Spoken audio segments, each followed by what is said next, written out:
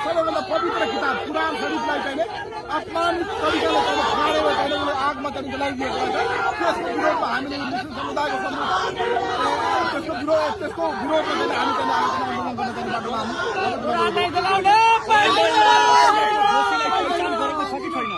अहिले हामीले मिडियाको अनुसार त्यो चाहिँ 4 जना 5 जना दोषीको नाम आइरहेको छ। तर त्यसमा चाहिँ वास्तविक अनलिमिटेड मान्छे थियो। त्यसमा चाहिँ 300-400 जना मान्छेको हुल थियो।